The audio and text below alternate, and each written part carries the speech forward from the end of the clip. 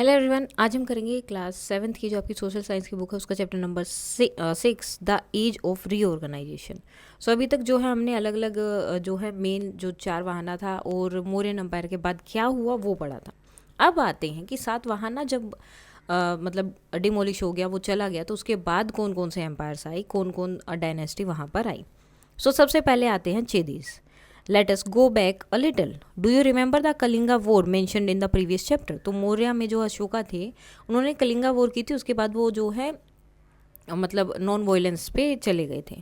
After the decline of the Mauryan empire, Kalinga rose as a prominent power under the kings of Chedis dynasty. So जैसे ही कलिंगा की war हुई थी उसके बाद में जो है मौर्यन एम्पायर क्या हो गया, मतलब वो जो है ध्वस्त हो गया, उसको जो है एक तरह से डिमोलिश हो गया था। दूसरे राजाओं ने वहाँ पर जो उनके राजा थे उनको मार दिया था, उनके जो सेनापति थे उन्होंने।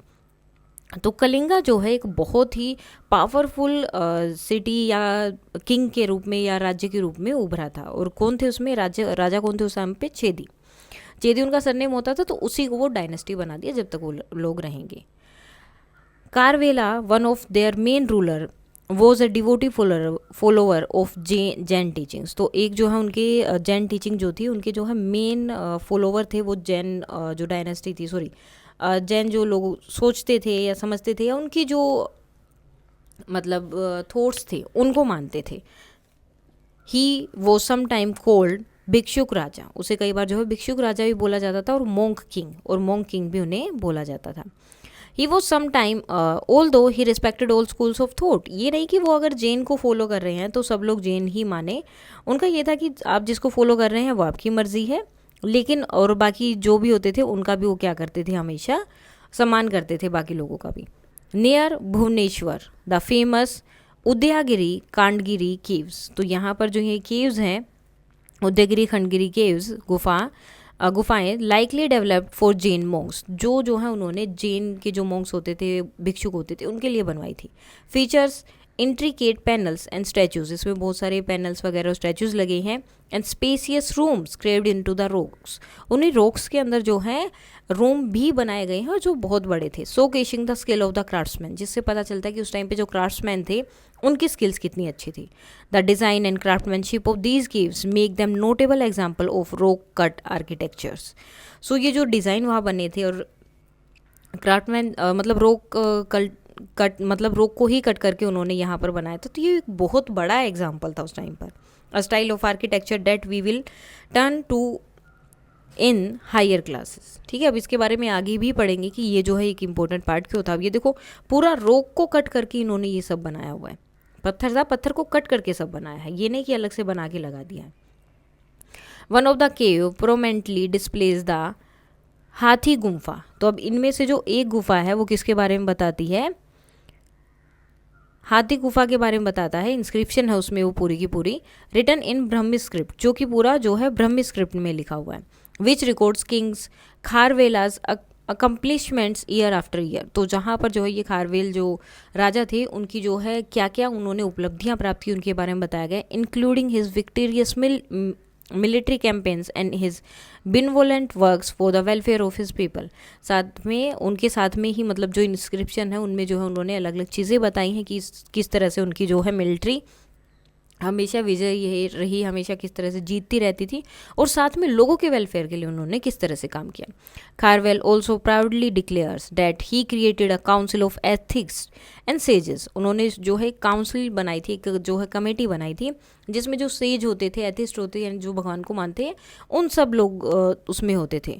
From 100 reasons and it accomplished in extraordinary virtue, respecter for every sect and repair of every temple. अब इनका काम क्या था? एक तो हर एक जो भी रिलीजन है या जो भी चीज़ है सबकी रिस्पेक्ट करना है, कहीं पे कोई टेम्पल वगैरह कुछ टूटा है तो उनकी रिपेयर वगैरह करना है, और इनके जो वैल्यूज़ थे वो हमेशा एक्स्ट्रा ऑर्डिनरी ही रहे, मतलब इनको यही काम था। Once again a ruler takes pride in extending his protection to all school of thoughts. So इस तरह से एक बार फिर से एक राजा जो है सारे स्कूल ऑफ थॉट्स यानी कि अलग अलग जो धर्म थे उन सबको प्रोटेक्शन प्रोवाइड कर रहा था। This is a fundamental part of what we may call the Indian ethos. So ये जो है एक बहुत ही फंडामेंटल पार्ट बोल सकते हैं, क्योंकि पहले भी राजा ने, अशोका ने ऐसे किया, अब यहाँ पर ये भी कर रहे हैं, और ये रोल जो रूलर हैं वो शो भी कर रहे हैं, अपनी अपनी इंस्क्रिप्शन में शो करते हैं, दिखाते हैं, जहाँ पे भी लिखा हुआ है कि ये लोग किस तरह से हर एक स्कूल ऑफ थॉट को मानते हैं। तो ये जो है भारतीय संस्कृति की, मतलब इंडिया जो है चीज़ों को कैसे देखता था, इंडियन दृष्टिकोण कैसा था, वो बता सकते हैं। सो एक क्वेश्चन हमारा रह गया था, साथ में हम ये भी कर लेते हैं। दिस स्कल्पचर ऑफ यक्ष, यक्ष का एक स्कल्पचर वहाँ बना है। Pitalkhora carries an inscription on its hand, Kanhadasa हिरानमान कारेन काटा, meaning made by a Kanhadasa a goldsmith. तो किसने बनाया? वो गोल्ड स्मिथ ने।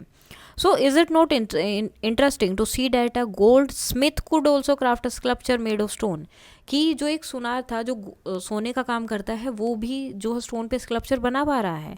So what do you think this tells us about the people's profession at that time? तो उस टाइम पे लोगों का प्रोफेशन कैसा था? So yes, it is very interesting that a goldsmith, typically associated with working on metal and jewelry, so जो है associated था, जो मेटल और ज्वेलरी से काम करता था, ये तो इससे पता चल गया। Also created a stone sculpture, वो स्टोन पे स्कल्पचर बना सकते हैं, तो बहुत इंटरेस्टिंग है। This reveal some important aspects of life and professions during that time. Multi skill थे, people were often multi talented and not limited for just one craft, वो एक ही क्राफ्ट नहीं करते थे, बाकी क्राफ्ट भी कर सकते थे। A goldsmith like Kanhadasa could have mastered both metal work and stone carving, showing flexibility in profession. तो कोई भी चेंज कर सकते हैं, ले सकते हैं, चूज कर सकते हैं। Value of art and creativity, this was a great respect for craftsmanship and creativity. Artists like gained recognition not just for what they made, but how they made it, regardless of the medium. Cultural and religious patterns, artisans were encouraged to contribute to religious and cultural monuments like caves and sculptures. Even a goldsmith's work could be used in creating sacred images and publish it. Social mobility and identity. Profession were not rigid fixed, वो rigidly नहीं थे, fix नहीं थे कि तुम्हें यही करना है। And skilled individuals could work across domains. Artisan like Kanadasa may have earned social respect for contributing to spiritual and public life.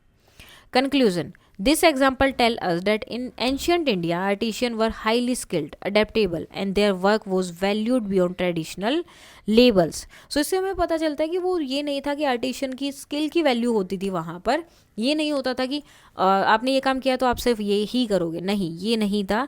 वहाँ पर स्किल की वैल्यू थी, अगर आप में कोई स्किल है तो आप वो काम कर सकते हैं, उसको अडेप्ट किया जाता था, उनके काम की वैल्यू होती थी। Professions were interconnected and creativity allowed individual to contribute in multiple ways to society. Now notice the regularity of the rock cut chambers sculptured nearly 2 millennia ago. How did artisan achieve such precision with just a chisel and a hammer? Picture yourself as a sculpture in that era. So अगर आप वहाँ पर हैं और stone को आपको अलग अलग शेप देनी है आर्ट में अपने हाथ से, तो क्या यूज़ करेंगे? सो हाउ डिड आर्टिशियन, अब उस टाइम पे सिर्फ 2 चीज़ें होती थी, उनके पास ज़्यादा चीज़ें नहीं थी, आज जितनी एडवांस टेक्नोलॉजी नहीं थी, तो इतने अच्छे से वो कैसे कर पा रहे थे? So ancient sculpture were highly skilled and experienced. They practices for years to master their art. They used simple tools like chisels, hammers, picks, and iron rods to shape rocks. The work was done with team effort, detailed planning, and careful measurement. Artisans worked slowly and patiently to create symmetry and smooth surface. They likely used natural light, charcoal sketches, and measuring string to give their carvings. अगर आप उनकी जगह होते तो क्या होते? So iron chisels use करते, stone और वुडन मैलेट्स यूज़ करते to strike the chisel and shape ropes and string to measure straight lines and symmetry, charcoal और चोक स्केच करने के लिए डिज़ाइन को वहाँ पर, लैडर और स्कैफ फोल्डिंग यूज़ करना पड़ता क्योंकि हायर जगह पर चढ़ना पड़ेगा केव्स या स्टैचूज बनाने के लिए, ऑयल लैम्प्स और torches to see clearly inside dark rock chambers. So conclusion क्या? Creating such beautiful and symmetrical structure with basic tools show the creativity, patience and intelligence of ancient artisan. Their achievement continue to inspire us even today. और इनके जो achievements हैं वो हमें आज भी inspire करते हैं। Now kingdoms and life in the south. अब साउथ में क्या चल रहा था? So India's southern region, this period between the 2nd and 3rd century BCE and the 3rd century CE ठीक है, सेकेंड और थर्ड के BCE से लेकर थर्ड सेंचुरी CE की बात कर रहे हैं। Show the rise of prominence of 3 powerful kingdom, तो इस टाइम तक 3 जो है पावरफुल किंगडम आए, Cheras, Cholas and Pandyas, which often competed with each other for control over the south, जो हमेशा आपस में लड़ते रहते थे कि साउथ में उनका कंट्रोल हो जाए, while also contributing to the region's growth in trade and culture. साथ में ही वो आपस में तो लड़ते थे कि किसका रूल रहेगा, लेकिन जिस जगह पर वो थे उसके ग्रोथ, ट्रेड और कल्चर में कैसे ग्रोथ करे, इसमें भी वो हमेशा कंट्रीब्यूट करते थे। Let's remember how Ashoka's empire stopped at दो साउथ इंडियन किंगडम्स, जैसे कि अशोका का एम्पायर जो है यहाँ साउथ इंडियन के पास वो नहीं पहुँच पाया था, विच ही मेंशन्स इन हिज एडिक्ट्स, जो उसने जो अपने एडिक्ट्स में भी सब बताया है, which suggests that they remained independent even at the height of Mauryan Empire। तो इससे क्या पता चलता है कि मौर्यन एम्पायर इतना बड़ा था कि लगभग पूरा इंडिया, यहाँ तक कि कुछ पार्ट जो अफगानिस्तान पाकिस्तान वाला वो पार्ट भी उसमें था, लेकिन फिर भी साउथ हमेशा से इंडिपेंडेंट रहा था। एंड ऑल दो Kharavela claims that he defeated N alliance of south Indian Kings that threatened his own territory. अब यहाँ तक कि खारवेल ने क्लेम किया है कि उसने जो एक साउथ इंडियन किंग को हराया था जिसने उसकी टेरिटरी को क्या किया था, धमकाया था या डराया था। The location of that battle is unknown, तो जिस की वो बात कर रहे हैं उस बैटल का पता ही नहीं है कि वो कहाँ पर हुई थी। And he does not seem to have invaded the southern region, और कभी ऐसा लगा भी नहीं या कहीं पर भी नहीं पता चलता कि उन्होंने कभी सदर्न पार्ट में वो गए हैं। Now in the map given on the next page you may notice different symbol alongside the name of the kingdoms, तो kingdoms के साथ में अलग अलग symbols बने हैं, तो वो क्या represent कर रहे हैं। So the symbol on the map visual representation of important features or emblem associated with each kingdom, so बहुत ज़रूरी हैं। They could include royal emblems और flags, geographical features जैसे कि rivers और ports वगैरह, trade item, pearls of Pandyas, spices for Cheras, और या कल्चरल आइकन हो सकते हैं, मोन्यूमेंट्स और structures like dams and paintings. This symbols help us, क्या हेल्प करते हैं, आइडेंटिफाई कर सकते हैं हम किंगडम्स को जल्दी से, अंडरस्टैंड कर सकते हैं कि क्यों फेमस था, रिकॉग्नाइज कर सकते हैं cultural and economic strength of each regions, how they highlight their unique identity. So the Cholas may be shown by the grand anicut showing their expertise in irrigation. Chera kingdom जो है वो मार्क करेंगे spice trade icons reflecting their international trade links.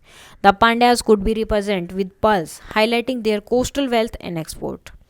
This symbol shows us that each kingdom has its own distinct contribution to Indian history, whether in art, trade, architecture और cultural achievement. तो हर एक kingdom की अपनी अलग अलग contribution है।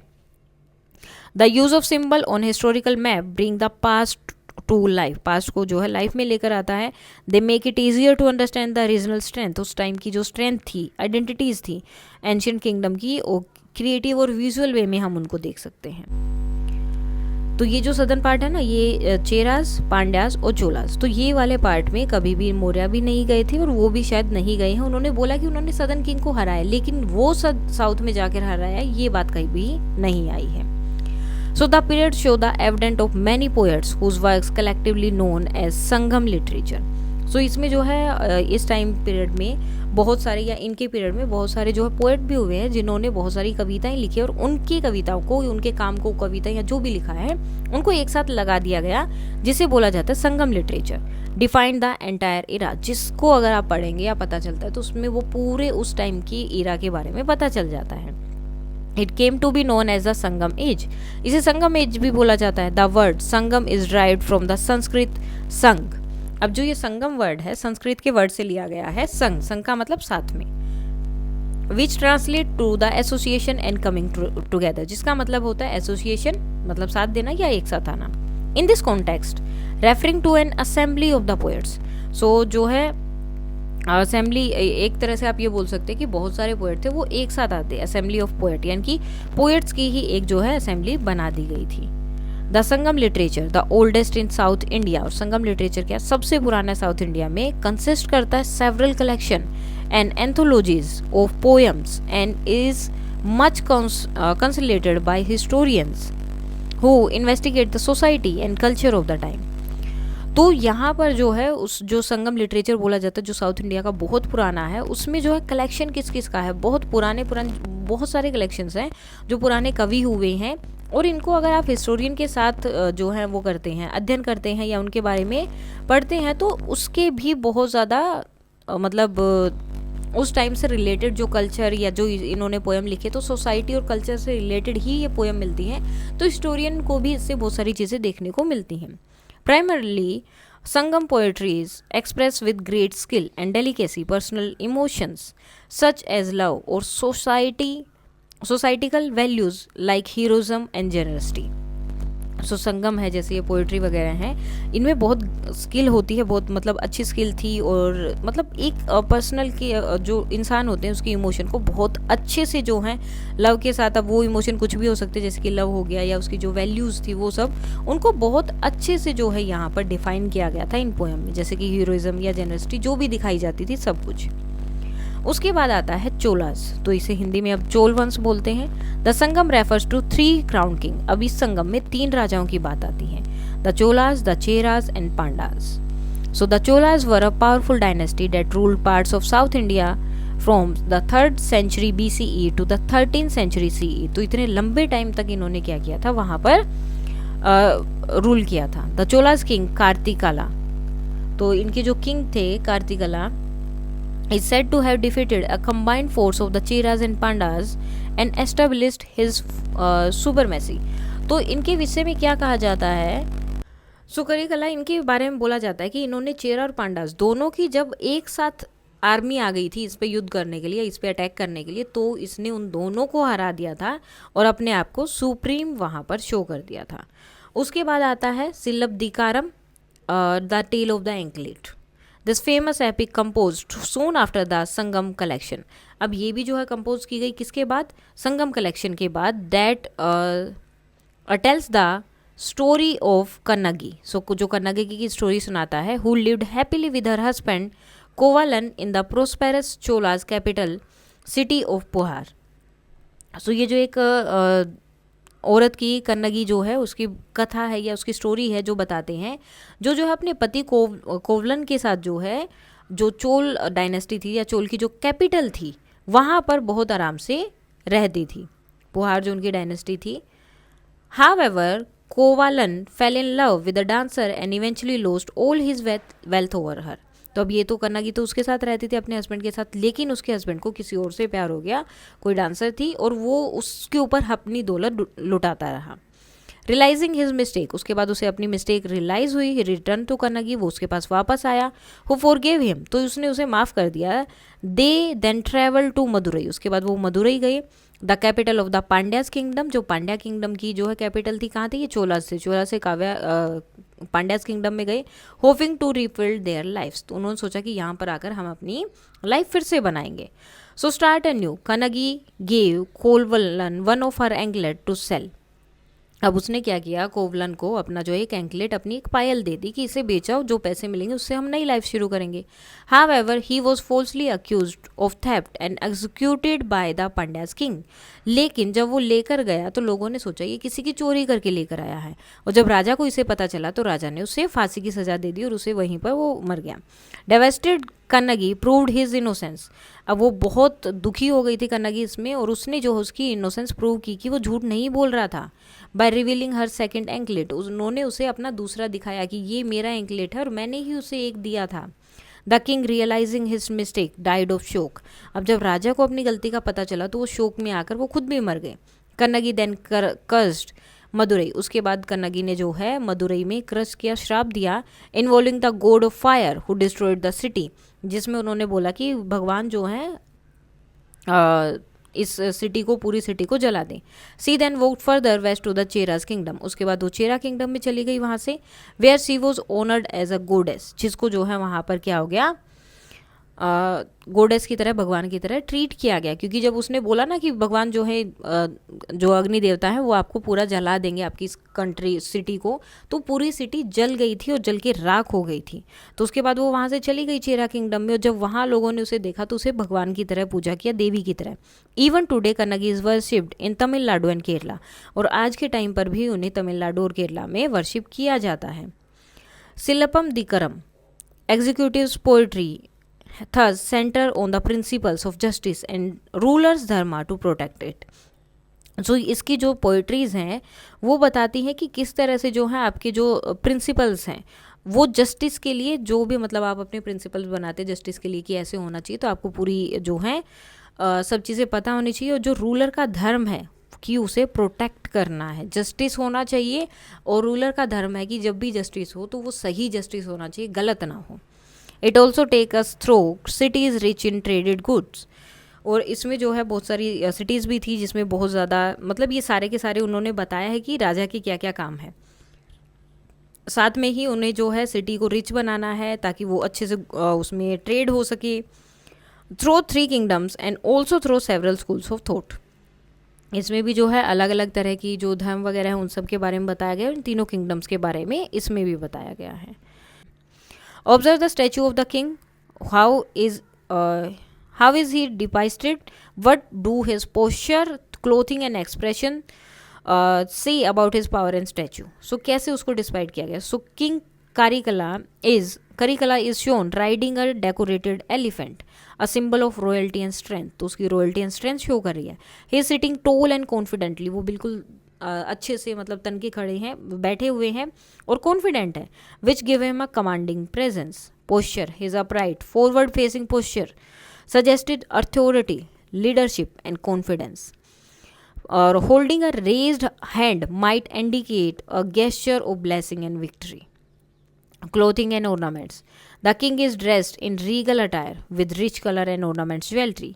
His crown, turban and accessories highlights his royal statues. The elephant's decorative cover also add to overall royal presentation. यानी कि हाथी पर भी जो है बहुत सारी डेकोरेटिव चीज़ें या कवर वगैरह लगाया गया ताकि वो भी रॉयल लगे। Facial expression, his facial experience appear सेनर येट फर्म, मतलब सही है, मतलब थोड़े से सीरियस हैं लेकिन वो फर्म भी है, और थोड़ी सी मतलब एक आप बोल सकते हैं कि दयालुपन, थोड़ा सा काइंड दिखना चाहते हैं लेकिन साथ में थोड़े से सीरियस भी हैं। Showing him as a wise and just ruler. He looked composed with reflect a balanced and respected leadership. The statue of King Karikala portrays him as a powerful and respected monarch. His posture, dress, and sitting emphasize his royalty, strength, and legacy, especially as the builder of the Grand Anicut, a great engineering achievement of ancient Tamil Nadu. Next है Karikala undertook many project for the benefit of people. अब कारिकला ने क्या किया, तो बहुत सारे जो हैं प्रोजेक्ट्स अपने अंडर लिए थे ताकि लोगों का बेनिफिट हो। अमंग देम इज द कलनी और grand anicut, a complex water diversion system located at the geographical strategic point just down stream of the शरी रनगम आइलैंड। सो अब जो है इन्होंने बहुत सारे काम किए, तो इसमें से कलनई या ग्रैंड जो है एनक्लेट, इसके लिए उन्होंने ये क्या है, एक वाटर सिस्टम है, कॉम्प्लेक्स वाटर सिस्टम है जो कि श्री रनगम जो है उस द्वीप के जस्ट नीचे है। ठीक है, ज्योग्राफिकल स्ट्रेटेजिकल पॉइंट जो था उनका उसके अकॉर्डिंग, तो बहुत उसके उस स्ट्रीम के नीचे उन्होंने इसको बनाने का ट्राई किया था कि हम इसे बनाएंगे। It help to divert water from the Kaveri to the central and southern part of the Kaveri delta. अब क्या हुआ, पानी तो सीधा नीचे जाता था, लेकिन ये जो इन्होंने कॉम्प्लेक्स वाटर सिस्टम जो वहाँ पे बनाया, इसकी वजह से पानी डिवाइड हो गया और कावेरी का पानी जो है सेंट्रल में जाने लगा, southern part of the Kaveri delta हर जगह जाने लगा।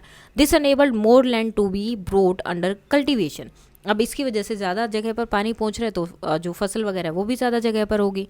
Earning this era the name of rice bowl of the south, और इसी एरा को, इसी टाइम को क्या बोला जाता है, rice bowl of the south. South का जो है राइस बाउल ऐसे बोला जाता है। Restored several times in the courses of time, it is still in use and helped millions of people in Tamil Nadu by providing water for the irrigation and thus supporting agriculture in this region. तो अब ये जो है इसको बहुत बार सही किया गया, मतलब ये ख़राब हो जाती है जो भी होता है, तो इसको बार बार जो है रिस्टोर किया जाता है, बहुत बार किया जा चुका है और ये आज भी यूज़ में है। और तमिलनाडु में बहुत सारे लोगों की हेल्प करता है पानी प्रोवाइड करके, जिसकी वजह से इरिगेशन होता है और एग्रीकल्चर में इस एरिया में हेल्प मिलती है, सपोर्ट मिलता है। उसके बाद आते हैं द चेरास। अब चेरा जो राजवंश है उनके बारे में बात करते हैं। Also known as the Kerala putra, sons of Kerala, तो इन्हें बोला जाता है केरला के बेटे या sons. The Cheras ruled over the western part of Tamil Nadu and Kerala, तो इन्होंने तमिलनाडु के वेस्टर्न पार्ट और केरला में रूल किया था। विद देयर कैपिटल एट वंजी, और इनकी कैपिटल कौन सी थी, वंजी थी। प्रेजेंट डे करोर इन तमिलनाडु, जो कि आज के टाइम में क्या है, जो करूर राज्य है वो। They played an essential role in shaping the region cultural and economic history. अब इन्होंने जो है उस जगह में उस जगह की कल्चरल को और इकोनॉमिक हिस्ट्री को ऊपर लेने में या शेप लेके आने में बहुत इंपॉर्टेंट रोल प्ले किया। Encouraging the growth of Tamil literature and patronising Sangam poets. अब यहाँ पर इन्होंने क्या किया, तमिल लिटरेचर को ग्रोथ में इनक्रेज किया और साथ में जो संगम पोएट्स थे ना उनको जो है इन्होंने बहुत क्या बोल सकते हैं आप कि आगे बढ़ने के लिए प्रोत्साहित किया इस तरह से। The Cheras were known for their extensive trade connection with the Roman empire and west Asia. अभी किस लिए जाने जाते थे कि इनकी जो ट्रेड के कनेक्शन थे वो रोमन एम्पायर और वेस्ट एशिया सबसे थी। एक्सपोर्टिंग मैनी गुड्स, तो ये बहुत सारी चीज़ें भेजते थे from India to the outside world, बाहर की दुनिया में। The kingdom become a hub of the export of spices, timber, ivory and pearls. और ये जो है एक बहुत बड़ा केंद्र बन गया था, मतलब बहुत सारी चीज़ें जो हैं यहाँ से जाती थी, मसाले हो गए, टिम्बर्स हो गए और लकड़ी वगैरह हो गए, हाथी दांत हो गए, मोती वगैरह, बहुत सारी चीज़ें यहाँ से दूसरे देशों में जाती थी। Now have you ever wonder how historians uncover the trade relation between two distinct kingdom and many centuries ago. तो कैसे हिस्टोरियंस को पता लगा? So historians use many type of evidence to uncover ancient trade relation between distinct kingdom, जैसे कि coin and currency, discovery of foreign coins in Indian region और Indian coins in far away lands, जैसे कि रोम वगैरह में। तो ऐसे तो नहीं जा सकते, कोई ना कोई तो आया गया होगा तभी होगा।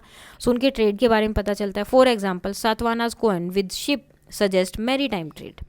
Archaeological finds excavations often uncover pottery, beads, glassware and spices that do not belong to the local region, जो उस जगह के नहीं हैं। These objects help identify the direction of trade and imported goods. Inscription and writing. Stone inscription of record by kings often mention trade routes, goods or tax collected from traders. Foreign travelers like Mexicanes or Chinese pilgrims also wrote about India's trade. Ports and warehouses. The remains of the ancient port like Kaveripatnam and Tamaripati reveals the infrastructure for shipping and trade. Storage rooms and loading docks hint at active commercial activity. Art and literature. Stories, poem and religious text often mention exotic good merchants and faraway places. Tamil Sangam literature, for example, talks about pearls, perfume and imported items. तो हर एक चीज़ में कहीं ना कहीं उनके बारे में बात होती है जिससे हमें पता चलता है। So historians gather information from coin, artefacts, inscription, building and text to build a picture of how ancient kingdom trade with others. तो इन सब से वो इन्फॉर्मेशन लेती हैं। These clues help us understand how connected and advance early society were. इससे हमें पता चलता है कि अर्ली सोसाइटी कितनी एडवांस थी, कितनी जो है अंडरस्टैंड थी या कनेक्टेड थी एक दूसरे से। इवन विदाउट मॉडर्न ट्रांसपोर्ट और कम्युनिकेशन, आज जितने जो है मॉडर्न ट्रांसपोर्ट या कम्युनिकेशन नहीं था फिर भी वो कनेक्टेड थे। The Cheras king issued a number of coins under their rain. अब उन्होंने अपने राज्य के टाइम पे क्या किया, बहुत सारे कॉइन्स इशू किए। Do you notice the royal emblem of Cheras on such coins given below. तो अब यहाँ पर देखो ये कॉइन्स दिए हुए हैं, तो इनमें जो है रॉयल एम्बलम आपको देखने को मिलता है, शायद आई थिंक ये वाला होगा। सो ये चेराज का था। नेक्स्ट आता है पांडवास। अब पांडवा ने क्या हुआ, the Pandavas rule over part of Tamil Nadu and the surrounding regions. अब इन्होंने कहाँ पर, तमिलनाडु और आसपास के एरिया में रूल किया था। With their capital at the present their day Madurai, जो उनकी आज की कैपिटल, आज के टाइम पे अगर हम देखें तो मदुरई है, पहले वो उनकी कैपिटल थी। Goes back to several centuries BC, successive kings expanded the Pandyas kingdom. अगर हम बहुत पीछे जाएं तो जो आगे आगे राजा आते रहे पांड्यान के किंगडम के, वो इसको बढ़ाते रहे। In his work, Indica, Megasthenes mentioned this kingdom as a prosperous one, with a strong administration and involved in active trade with distant power like the Greek and Romans, apart from much internal trade. जो खारवेल थे, for instance, state that he gets hundred of pearls brought from the Pandya's kingdom. अब यहाँ पर क्या बात कर रहे हैं कि इस राजधानी के बारे में जो मैक्सथनीज थे, जो अशोक के टाइम पे आए थे, सॉरी उसके टाइम पे चंद्रगुप्त मौर्य के टाइम पे आए थे, तो उन्होंने इंडिका लिखी थी। तो उसमें भी इस राज्य के बारे में बताया गया कि ये बहुत ही प्रोस्पेरस था, बहुत अच्छा था और इसका एडमिनिस्ट्रेशन बहुत स्ट्रॉन्ग था। और बहुत ज़्यादा एक्टिव ट्रेड होता था जो बड़ी बड़ी पावर्स थी जैसे ग्रीक और रोमन एम्पायर के साथ भी होता था। इंटरनल ट्रेड तो अलग था, लेकिन बाहर के देशों में भी इनका ट्रेड होता था। The Pandyas were also an important naval power of the sub continent, और इनके पास नेवल पावर भी थी उस सब कंटिनेंट की। The later Pandyas also contributed greatly to the art, architectures and overall prosperity of the region. और धीरे धीरे जो है लेटर पांड्या क्या हो गए, और उन्होंने आर्ट में, आर्किटेक्चर्स में और बाकी जगह, पहले ट्रेड में इनका सबसे ज़्यादा था, लेकिन धीरे धीरे उन्होंने सब जगह में जो है अपने रीजन को आगे, मतलब उसमें वो ग्रोथ करने लगे। Now the Pandyas were known for their pearls. Why do you think की pearls were an important article of trade during this time? So, pearls were an important article of trade during ancient times of several reasons. Rarity and beauty. Pearls were rare natural gems, specially valued because they were formed inside oysters and not mined like other stone. तो उनको जो आप निकाल नहीं सकते वो oysters में बनते हैं. Their shine and smooth textures made them a symbol of luxury and beauty. High demand by royalty and the rich. King, queens and wealthy merchants across India, Rome, Greece and Persia desired pearls for their ornaments and status. उन्हें चाहिए होते थे. Pearls were often used in crowns, jewelry और ceremonial attires. Geographical advantage भी थे. Pandyas ruled coastal regions जैसे कि मदुरई हो गया, near the Gulf of Mannar, rich in natural pearl fisheries. This gave them easy access to high quality pearls with other region did not have. तो बाकी जगहों के पास इतना जो है एक्सेस नहीं था जितना इनके पास था. Excellent trade value. Pearl could be traded for spices, silk, gold, wine and glassware from foreign kingdoms. They served as a valuable export item, helping build strong trade relation with Romans and Greeks. Pearls were important in ancient trade because they were rare, beautiful and in high demand. The Pandas were used their coastal location and pearl resources to become a powerful trading kingdom with global connection. तो इन्होंने इसकी वजह से वो एक powerful जो है kingdom बन गए थे, खासकर ट्रेडिंग में. The Pandyas left many inscription in which their king asserted their great concern for their subject welfare and their encouragement to all school of thoughts and belief. So Pandyas की बहुत ज़्यादा इंस्क्रिप्शन मिली हैं जिसमें उन्हें बताया गया कि किस तरह उनका मेन कंसर्न होता था कि लोगों का वेलफेयर कैसे हो और किस तरह से हर एक स्कूल ऑफ थॉट यानी कि हर एक धर्म को जो है या हर एक चीज़ को, हर एक बिलीफ को वो इनक्रेज कर सके. तो ये इनका मेन हमेशा से मोटिव रहा था. Invasion of the Indo Greek. उसके बाद क्या हो गया, इन्वेजन भी हुआ जो है इंडो ग्रीक, ये लोग यहाँ पर जो है इंडिया में आने लगे और उसके बाद में जो है इनके बारे में मतलब इंडिया में आके वहाँ पे राज करना, ये सब भी यहाँ पर चलता रहा था. So having completed our brief journey into the south India. अब हम साउथ इंडिया में भी घूम के आ चुके हैं. So it is time to return to the north. फिर से नॉर्थ में आ जाते हैं, where a very different kind of development is about to occur. अब यहाँ पर एक डिफरेंट काइंड का जो है अलग से डेवलपमेंट होने वाला है, कुछ अलग. So far we have only visited a few native dynasty. अभी तक हमने कुछ ही डायनेस्टी देखी. Yet the same period also witnessed the arrival of invaders who entered through the northwest frontier and took control of the northwestern. लेकिन फिर भी क्या हुआ, इसी पीरियड में कुछ जो है इन्वेडर्स भी आ गए थे, जिन्होंने इन्वेडर्स मतलब आके जो इन्वेड करना, प्राइवेसी इन्वेड करना मतलब खलल डालना, एक तरह से आप कोई काम कर रहे हैं बीच में आके टोकना, उस तरह से आप ले सकते हो. तो ये लोग दूसरे देशों से आते, दूसरी जगह से आते थे ताकि हमें यहाँ पर राज करना और यहाँ की जितनी चीज़ें हैं वो हमें मिल जाए, इस तरह से. सो ये लोग भी यहाँ पर आए और जो है इन्होंने कंट्रोल लिया नॉर्थ वेस्टर्न में, नदर्न में और सेंट्रल रीजन में जो है इन्होंने अपना कंट्रोल कर लिया. Let us first examine the legacy of Alexander brief companion in the Indus plan. सबसे पहले अलेक्जेंडर के बारे में पूछते हैं जो हमने पहले ही देखा था. While retreating from the areas he had concluded he left satraps behind. अब वो जो जीतता था उस जगह को छोड़ तो रहा था, लेकिन वो जो है अपने लोगों को वहाँ पर क्या करता था, छोड़ देता था ताकि वो जो है एज मतलब एक तरह से उसी के अकॉर्डिंग काम करेंगे कि ये मेरा एरिया है तो मेरे अकॉर्डिंग यहाँ पर रूल चलेंगे. Over time these regional ruler establish their independent domain and come to be known as Indo Greeks. अब क्या हो गया, वो उन्होंने तो वो सेट्रैप्स छोड़े, लेकिन धीरे धीरे क्या हुआ, इन्हीं लोगों ने या फिर वहाँ के आसपास के जो रूलर्स थे वो जो है इंडिपेंडेंट हो गए. अब जो लोग यहाँ नहीं है तो उनकी पावर तो नहीं रहेगी ना. सो धीरे धीरे जो वहाँ के आसपास के राजा थे वो हेड बनने लगे, इंडिपेंडेंट हो गए और उन्हीं को बोला गया Indo Greek. After the decline of the Mauryas, जब मौर्य का डिक्लाइन हुआ, the area in the north western region, तो नॉर्थ वेस्टर्न रीजन में जो एरिया है जो कि आज रफली पाकिस्तान और अफगानिस्तान का जो पार्ट है वो were as an easy target for the Indo Greeks, वो क्या था, इंडो ग्रीक का एक ईजी टारगेट था कि वहाँ पर ईजिली हम जा सकते हैं.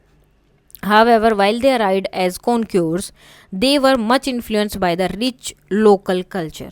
अब जब वो वहाँ पर आए उनको जीतने के बाद, तो यहाँ का लोकल कल्चर देख के वो इतने इन्फ्लुएंस हो गए, वो वहीं रहने लगे. वो तो यही आए थे जीतेंगे, वहाँ से पैसे वगैरह लेंगे और चले जाएंगे, लेकिन यहाँ का जो कल्चर तो उन्होंने देखा तो उससे बहुत इन्फ्लुएंस हो गए थे.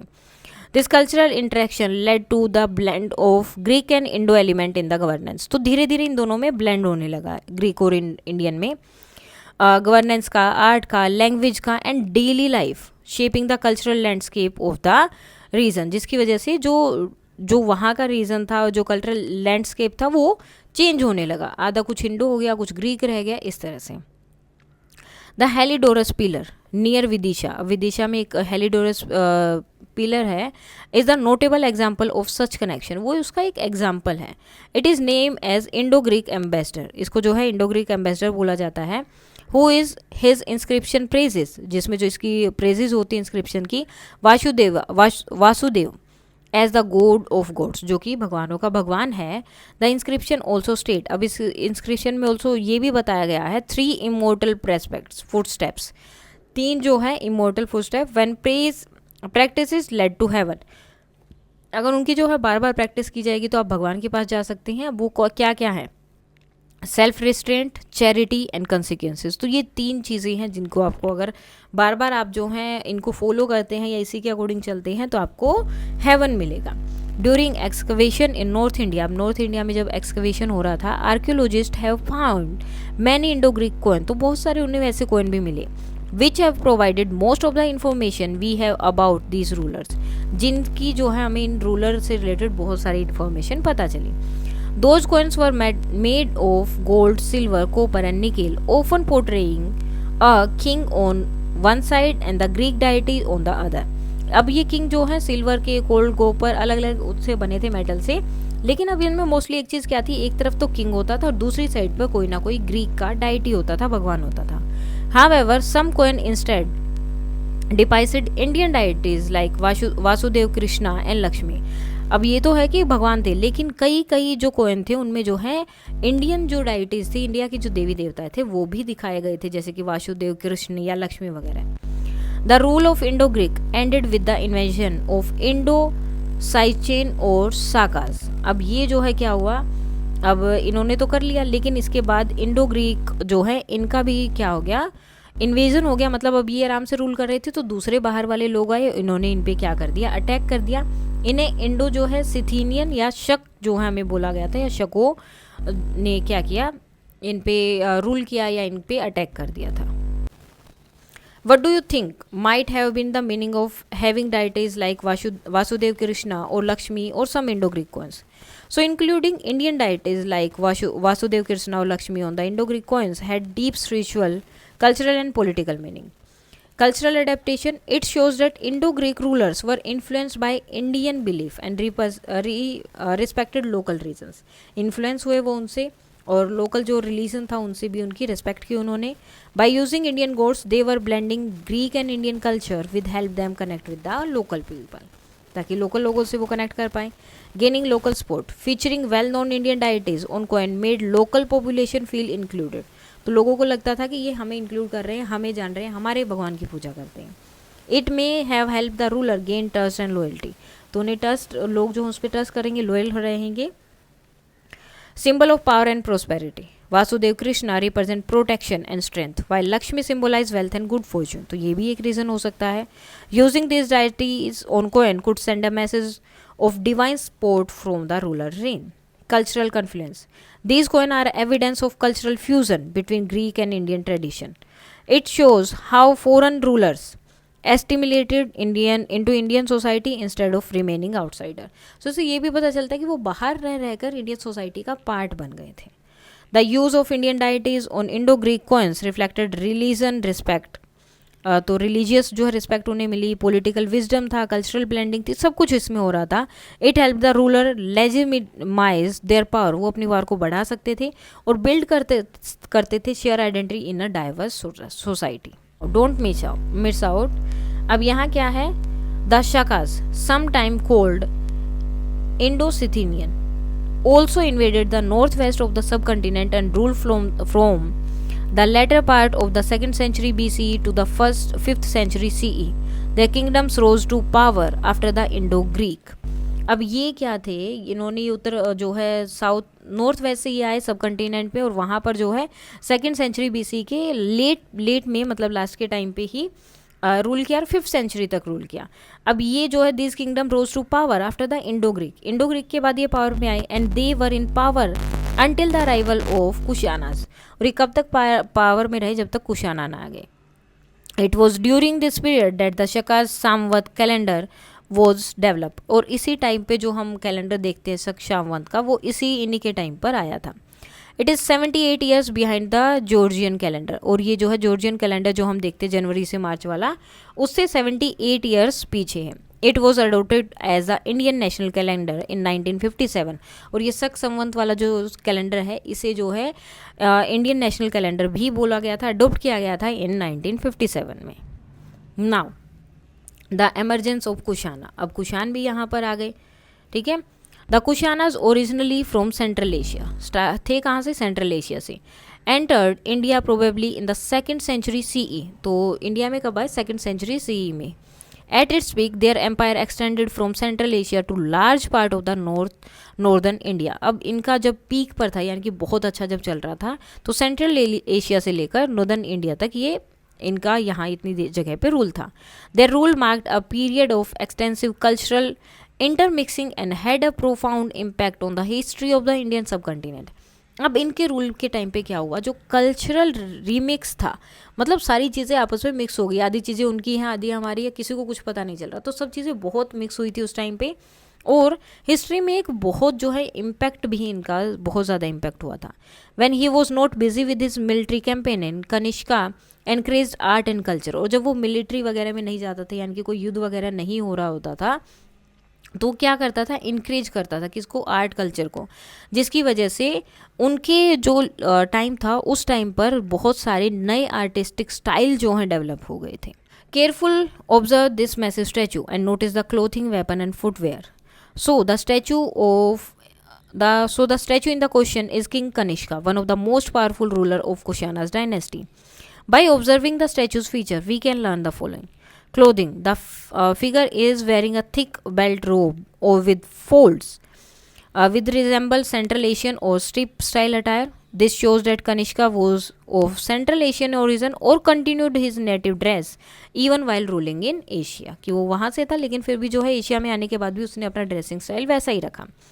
Weapon. He is showing holding a spear or sword which symbolize military strength and kingly authority. This indicates that Kanishka was a warrior king, actively involved in the conquest and expanding his empire. Footwear. The figure is wearing heavy boots, which are unusual in India, sculptures suggesting foreign influence. These boots were likely worn for riding horse or military campaigns, pointing to his nomadic background and military lifestyle. Overall क्या था, the statue's size, posture and detail reflect a powerful commanding presence. The Brahmi inscription on the statue calls King of Kings and Son of God, showing his belief in divine right and absolute power. The clothing, weapon and footwear of the statue tell us that Kanishka was strong, foreign origin emperor who embraced Indian culture but also retained element of his own. The statue symbolizes military might, royal authority and cultural fusion during the Kushanas period. तो मतलब वो कहीं और के थे लेकिन India में आए, इंडिया में आके उन्होंने खुद को यहाँ के अकॉर्डिंग ढाला, लेकिन अपनी चीज़ों को भी वो नहीं भूले, उन्हें भी साथ में लेकर चले। The famous headless statue. अब ये जो फेमस हेडलेस स्टैचू, इसमें हेड नहीं है, ठीक है, तो इससे फेमस है उस टाइम का ये, of the king Kanishka probably the most powerful ruler of the Kushana dynasty. ये जो है किसके बारे में बोल रहे हैं कि ये स्टैचू मोस्टली किसका होगा, किंग कनिष्का का, जिसे जो है क्या है जिन्हें जो है कुशान डायनेस्टी का सबसे पावरफुल राजा बोला जाता है। The Brahmi inscription on the statue reads, अब जो इनकी ब्राह्मी जो स्क्रिप्ट है, मतलब जो इस पे इंस्क्रिप्शन लिखा होगा उस पर क्या लिखा हुआ है, महाराजा धीराज देवपुत्र कनिष्क। ठीक है, महाराजा धीराज, महाराजा फिर राजा धीराज कि महाराजाओं के राजा देवपुत्र कनिष्क। इसका मतलब है the great king, king of kings, son of god Kanishka. तो इससे पता चलता है कि मे बी ये उस टाइम के सबसे पावरफुल राजा होंगे। Now observe the coin carefully, who beside the emperor appear on the coin. So on the Kushana coin beside the emperor Kanishka we can observe the following deities. Left coin में क्या है, show king Kanishka's holding a spear और wearing royal dress. दूसरी side में क्या है, एक जो है वहाँ पर शोइंग है फिगर ऑफ बुद्धा की एक फिगर आती है जो इस तरह से लिखी है BODDO, कुछ इस तरह से हम उसे मान सकते हैं। This indicates Kanishka support of Buddhism, जिससे जो है कनिष्का के सपोर्ट पता चलता है कि बुद्धिज्म को कितना सपोर्ट करते थे और इसकी इंपॉर्टेंस कितनी थी उनके राज्य के टाइम पे। राइट कॉर्नर में क्या है, एक साइड पे जो है किंग कनिष्का है रॉयल अटायर, उसी तरह से दूसरी तरफ में भगवान शिव दिखाई दे रहे हैं जो हिंदू कोड है, नंदी के साथ में, अपने जो उनका बैल था उसके साथ। This reflect religious tolerance and support of Hinduism, कि वो हिंदुइज्म को भी सपोर्ट करते थे। This coin show that king Kanishka not only projected his own image as a powerful ruler, तो इससे पता चलता है कि उन्होंने एज अ पावरफुल रूलर सिर्फ अपनी इमेज जो है वहाँ पे प्रोजेक्ट नहीं की है, but also included religious symbol such as Buddha and Shiva. तो उन्होंने जो है जो रिलीजियस सिंबल थे वो भी यूज़ किए, जिससे कि रिलीजियस डाइवर्सिटी आएगी, कल्चरल इंटीग्रेशन होगा, आपस में मिल जाएंगे, और ruler role as a protector of multiple faiths. अब जो पहला कॉइन आपको दिखाई दे रहा है वहाँ पर, Kanishka is shown holding a spear tilted kings of kings, while the other side features Buddha with the inscription of BO, मतलब बुद्धा जिसमें बना होगा, in Greek scripts. On the second coin an emperor appear on one side, एक side पे जो है एक emperor है, राजा है कोई, and Shiva with the bull Nandi on the other. Let's reflect on the other. तो ये जो है वो राजा होंगे, और ये देखो बुद्धा की पिक्चर बनी है BODDA, बुद्ध होगा, ये राजा है, और ये जो है जो शिव हैं वो उनके साथ उनका बैल Nandi. Why would a powerful ruler feature Buddha and Shiva on his coin, तो एक पावरफुल रूलर इतना है तो वो इनको जो है अपने उसमें क्यों बताएगा या अपने कॉइन में क्यों लगाएगा। वट डज इट से about his values and priorities, तो इससे इसकी वैल्यूज और प्रायोरिटी पता चलती हैं। Can you find modern example of such symbolic currency, तो क्या आप जो है इसके कुछ मॉडर्न एग्जाम्पल बता सकते हैं आजकल की करेंसी में। So the Kushana held control over significant section of the silk route, तो सिल्क रूट पे भी उन्होंने बहुत सारी जगह पे अपना कंट्रोल कर लिया था। And during their reign their trade grew connecting India with other parts of Asia, so जो है इंडिया को बहुत ग्रो कर दिया था उस टाइम पे, मतलब ट्रेड बहुत ज़्यादा ग्रो होने लगे थे। अब देखो ऑलरेडी बाहर के देशों में जाता था तो जो भी हेड बनता था वो तो ग्रो ही करेगा, कम तो नहीं हो सकता क्योंकि पैसे तो चाहिए सबको। सो बहुत ज़्यादा ग्रो होने लगा था इंडिया को, जो एशिया के दूसरे पार्ट है और वेस्ट के जो दूसरे पार्ट है, मतलब जहाँ जहाँ होता था वहाँ तो हो रहा है, लेकिन दूसरी जगह भी कनेक्ट होने लगे थे। Continuing the trade set under the Indo Greek rulers, अब उसी को जो है इंडो ग्रीक वाला जो रूलर था उसी के अकॉर्डिंग इस ट्रेंड को वो आगे सेट करते रहे। Kushana art and architecture exemplified by the Gandhara and Mathura's schools of art are celebrated for their fusion of Indo and Greek styles. अब जो गंधार और मथुरा के जो स्कूल ऑफ आर्ट थे, मतलब वो जिस तरह से करते थे उसमें क्या होता था, फ्यूजन होता था, यानी कि कुछ इंडियन और ग्रीक दोनों स्टाइल को मिलाकर कुछ ना कुछ अलग से बनाया जाता था। The sculpture features a variety of deities reflecting the peaceful coexistence of various schools of thoughts. जो स्कल्पचर होते थे वो दोनों चीज़ों को मिलाकर एक पीसफुल जो है कुछ ना कुछ अलग अलग चीज़ें बनाते रहते थे। वो शो करते थे कि सब चीज़ें एक साथ रह सकती हैं, को एग्जिस्ट कर सकती हैं। This era so the rise of representation of deities. अब इस ईरा में हमें पता चला कि रिप्रेजेंटेशन ऑफ डाइटीज़ जो है किस तरह से बढ़ने लगी, कि सब अपने अपने भगवान को रिप्रेजेंट करने लगे थे, लाइक सूर्य और the sun god which looked more similar to the human and the increase in the development of religious art laying the groundwork for later temple architecture in the subcontinent। तो सब चीज़ें यहाँ पर होने लगी थी। भगवान अपने अपने भगवान की, देवी देवताओं की वो पूजा करने लगे थे। जैसे कि भगवान सूर्य है, उसको जो है बिल्कुल आदमियों जैसा दिखाया गया, इंसानों की तरह दिखाया गया, जिससे जो है धीरे धीरे और भी रिलीजियस आर्ट होने लगी, और भी लोग जो है इसमें पार्ट करने लगे, और उसके बाद जो है मंदिर वगैरह और वो सब इस कंटिनेंट में बनने लगे इस जगह पर। The Gandhara style which emerge in the western region of Punjab blended Greco-Roman elements with Indian features. So जो गंधार स्टाइल था उसमें क्या हो गया, बाद में वेस्टर्न रीजन के जो पंजाब और पंजाब का जो पार्ट था और रोमन जो एलिमेंट थे वो भी इसमें साथ इसके आकर मिलने लगे। मतलब आधा स्टाइल अपना ले रहे हैं, कुछ कहीं और से मिल गया तो वो स्टाइल भी, मतलब सब कुछ वो मिक्स कर रहे थे और कुछ अलग ही बना रहे थे। Most sculpture are and artefacts from this tradition were crafted in intricate details from grey black cast stone. अब ये क्या करते थे, इनमें जो है ग्रे कलर का जो है स्टोन से वो उसको ग्रे कलर का, ब्लैक और ग्रे कलर का जो स्टोन होता था उस पर वो अपनी सारी जो चीज़ें होती थी वो बनाते थे, और बहुत ही जो छोटी छोटी चीज़ें पर्टिकुलरली, मतलब हर एक चीज़ को वो वहाँ पर बनाते थे। इन particular sculptor produced many fine Buddha's images with realistic anatomy and flowering robes. तो बुद्धा की बहुत सारी जो है इमेजेस उनने बनाई थी जिसमें से कि रियलिस्टिक फीचर जैसे लगते, जैसे ये वाला है, ये भी फ्यूचर बुद्धा के बारे में यहाँ पर इन्होंने बताया कि फ्यूचर बुद्धा में ऐसे दिखाई देंगे। तो इस तरह की बहुत सारी पिक्चर्स या स्कल्पचर्स उन्होंने बनाए थे। Now do you know where Gandhara is? So yes, Gandhara और Gandhara was an ancient kingdom located in the region of present day northern Pakistan and eastern Afghanistan. वहाँ जो उस जगह को बोलते हैं, it was a major centre of art, culture and learning, specially famous for Gandhara school of art which blended Indian and Greco Roman artistic style. Does it remind you a chapter of epic महाभारता?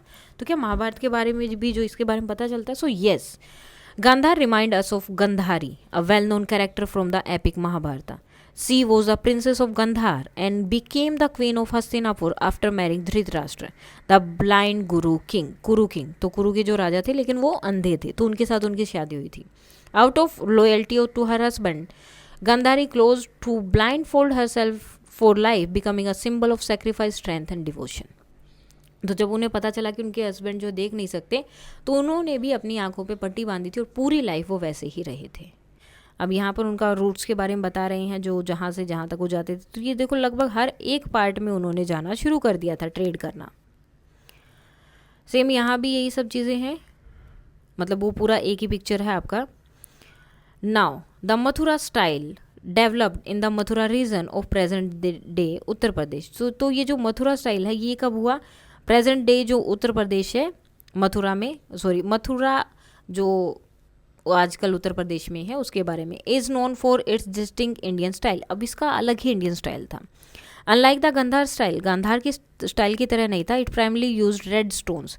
ये red stones वो कौन से कर रहे थे? Black and grey colour के जो हैं सेटिक स्टोन्स थे वो यूज़ कर रहे थे. ये लोग रेड स्टोन यूज़ करते थे स्कल्पचर के लिए, reflect less influence from Greco Roman atheistic. और इनमें जो है, जो बाहर के जो लोग थे, ग्रीक थे या फिर इंडो थे, उनका जो है ज़्यादा इन्फ्लुएंस नहीं था. This art form is known for its depiction of Indian deities. और यहाँ पर जो है इंडियन डाइटीज़ के बारे में बताया गया था, जैसे कि Kuber, Lakshmi, Shiva, Buddha, Yaksha and Yakshinis, and generally produced fuller figures with smooth modelling. और इनकी जो है पूरी फिगर बताई जाती थी, सिर्फ फेस नहीं होता था, पूरी फिगर बनाई जाती थी, पूरी मॉडलिंग उनकी सब बनाया जाता, और मॉडलिंग बहुत ही स्मूथ होती थी.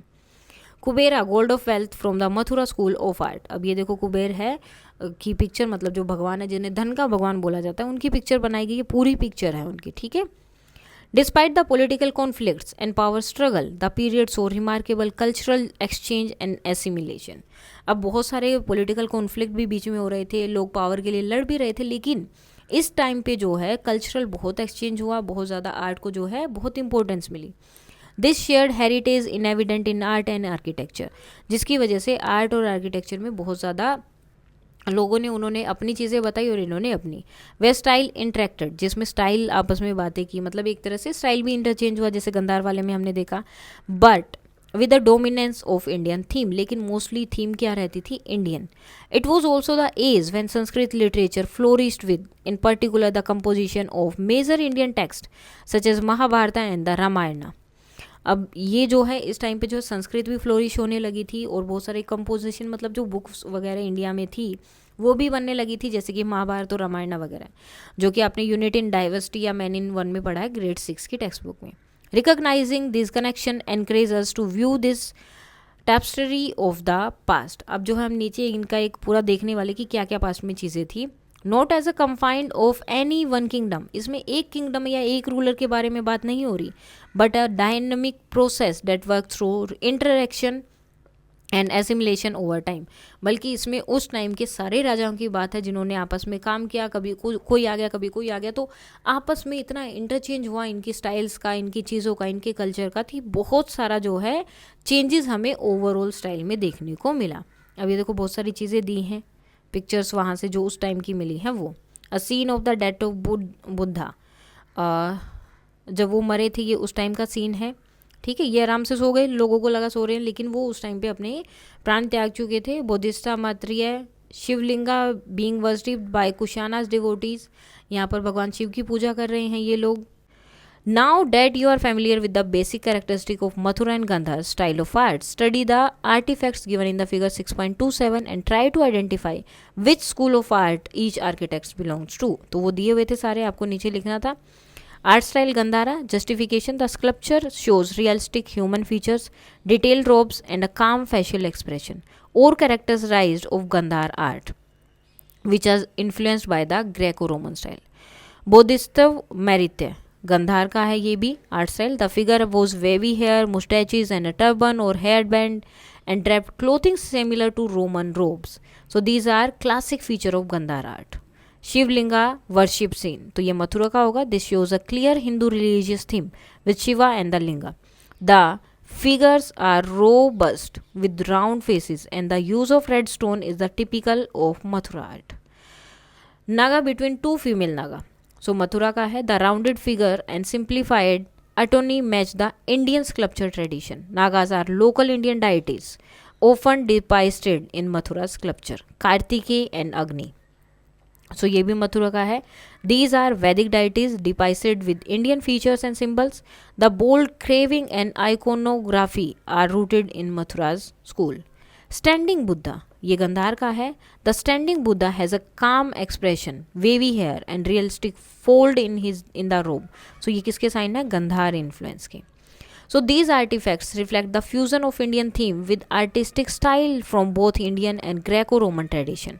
सो इंडियन थीम इंडियन है, लेकिन इसमें स्टाइल दोनों के देखने को मिलते हैं. Discussing them help us understand how art evolve through cultural exchange. तो फिगर 6.271, 272, 27.6 ये गंधार का है और बाकी मथुरा आर्ट है. ठीक है, तो ये अलग अलग चीज़ें यहाँ पर दी हैं.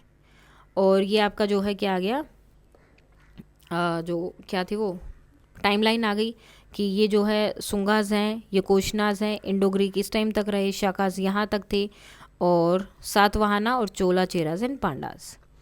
सो before we move on, the period after the disintegration of the Mauryas empire. अब मौर्य एम्पायर जब डिसइंटीग्रेट हो गया यानी कि ख़त्म हो गया, was characterised by the emergence of many big और small kingdoms across the subcontinent. So उसमें क्या हुआ, बहुत अलग अलग छोटे और बड़े बहुत सारे किंगडम्स वहाँ पर बन गए. The internal conflicts were occupied with foreign invasions. अब बीच बीच में तो सबका था कि ये मेरा राज्य है, ये मेरा राज्य, तो इनके बीच में लड़ाई होती रहती थी. तो इंटरनल कॉन्फ्लिक्ट तो चल ही रहे थे, लेकिन साथ में फॉरेन इन्वेजन्स भी आए, which together led to a period of reorganisation of political powers, जिसकी वजह से पॉलिटिकल पावर्स में फिर से जो है एक बार से सारी चीज़ें रीऑर्गेनाइज हो रही थी, फिर से चेंज हो रही थी. This period witnessed a dialogue of various cultures that observed each other influence to create new style of art, architectures, conions, etc. with ultimately a dominance of Indian themes and flourishing Sanskrit literature. अब इस time पे क्या हुआ, बहुत ही अलग अलग dialogues यहाँ पर मतलब अलग अलग कल्चर देखने को मिले और सब ने एक दूसरे को क्या किया, इन्हांस किया, इन्फ्लुएंस किया, एक दूसरे में चेंजेस आए उनके स्टाइल में, आर्ट में, आर्किटेक्चर में, हर एक चीज़ में. लेकिन मोस्टली यहाँ पर जो थीम थी वो इंडियन थीम रहेगी और जो संस्कृत की लिटरेचर थे ना वो बहुत ज़्यादा बढ़ने लगी, और ये जो लोग यहाँ आए थे उनको अपनी अपनी लैंग्वेज में ट्रांसलेट करने लगे थे. This time was also marked by remarkable development in trade activities both internal and external. और साथ में ही इसी टाइम को डेवलपमेंट के लिए कि ट्रेड में, और दोनों ही इंटरनल और एक्सटर्नल दोनों ही टाइम पे, इंटरनल ट्रेड तो बड़ा ही बड़ा, साथ में एक्सटर्नल और भी दूर दूर जगह पर जाकर ट्रेड होने लगा था. अब इसके बाद आपके क्वेश्चन आंसर्स है. Now, why was the post-Maurya era also known as the era of reorganization? So, after the fall of the Mauryan Empire around 185 BC, India saw the rise of many small and large kingdoms. These new powers reorganized territories, cultures, and administration in their region. Some were earlier Mauryan province, while other were new dynasties like the Sungas, Satavahanas, and Kushanas. There are also foreign rulers like the Indo-Greek and Shakas. This constant change and reconstruction of political and cultural life is why historian call it the age of reorganization. तो इसमें बहुत सारे change हो रहे थे, कभी कुछ हो गया, कभी बाहर से लोग आ गए, कभी खुद के लोगों में लड़ाई हो गई, अलग अलग कल्चर आ गए या टेरिटरीज आ गई, सब आपस में जो है चीज़ें चेंज हो रही थी, बन रही थी, फिर चेंज हो रही थी, तो इसलिए इसे एज ऑफ और रीऑर्गेनाइजेशन बोला. Write a note of Sangam literature in 150 words. So Sangam literature refer to the collection of ancient Tamil poem composed between the 3rd century BCE to 3rd century CE. The word Sangam that means assembly, referring to gathering of poets and scholars in Tamilkam. This literature gives us valuable insight into the social life, trade, warfare, love and values of that eras. The poem are known for their beauty. उनकी beauty की वजह से, उनकी emotional जो depth होती थी, और nature को किस तरह से उन्होंने डिस्क्राइब किया था, और हीरोइज्म को किस तरह से वो डिस्क्राइब करते थे ना, ये सब चीज़ें उसमें बहुत इंपॉर्टेंट होती थी. इन्हीं चीज़ों की वजह से उसे जाना जाता है.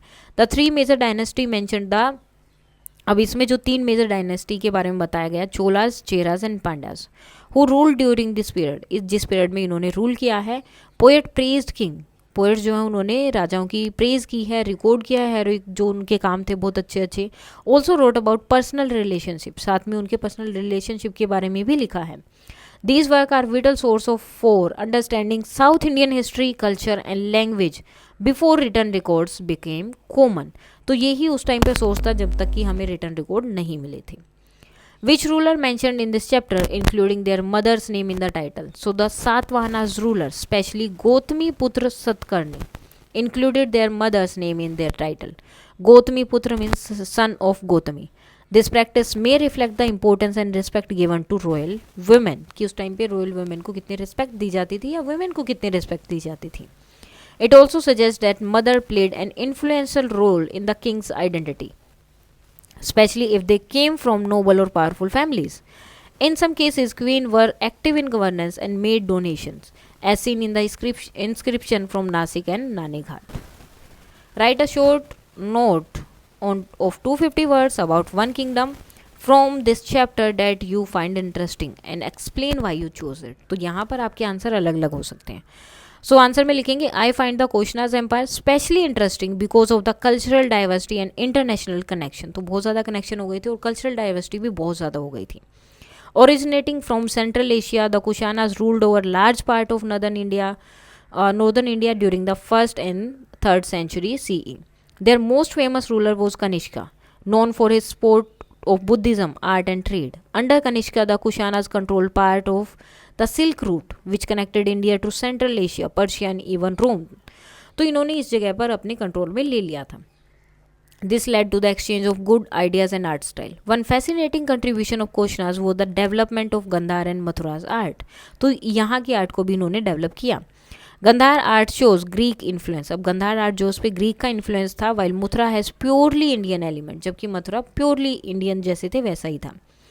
कनिष्काज coin feature deities from different religions. अब कनिष्का में जो कोइन थे उसमें जो है अलग अलग धर्मों के जो भगवान हैं, गॉड हैं, उनकी भी पिक्चर्स थी, like Buddha and Shiva, showing religious tolerance. His era also show the separate of Mahayana Buddhism and flourishing of Sanskrit literature. दोनों चीज़ें इसमें हुई है. I choose this kingdom because it's blended Indian.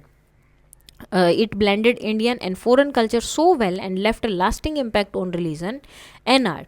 और मैंने ये किंगडम इसलिए चूज़ किया क्योंकि इसमें इंडियन और फॉरेन कल्चर दोनों को इतनी अच्छी तरह से ब्लेंड किया कि हमें बता ही नहीं पाते कि कौन सा किसका, और इसका एक बहुत ज़्यादा इम्पैक्ट यहाँ रहा.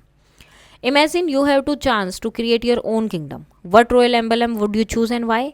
What title would you take as a ruler? Write a short note about your kingdom. तो इसमें सबका अलग अलग हो सकता है. So if I created a kingdom, I would name it Samriddhika, meaning the land of prosperity. My royal emblem would be the lotus rising from a book, symbolize knowledge, peace and growth.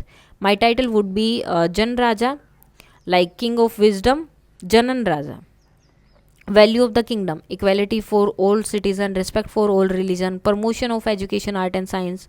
Rule and regulation: free education and healthcare, equal pay for equal work, and strong protection of natural resources. Unique features: every citizen has a say in local decision making. Artistic and scientists are honored like warriors. Every town has a library and garden. This kingdom would be known not for its military but for its peaceful living, innovation and happiness of its people. इसके according आप भी अपना बना सकते हैं.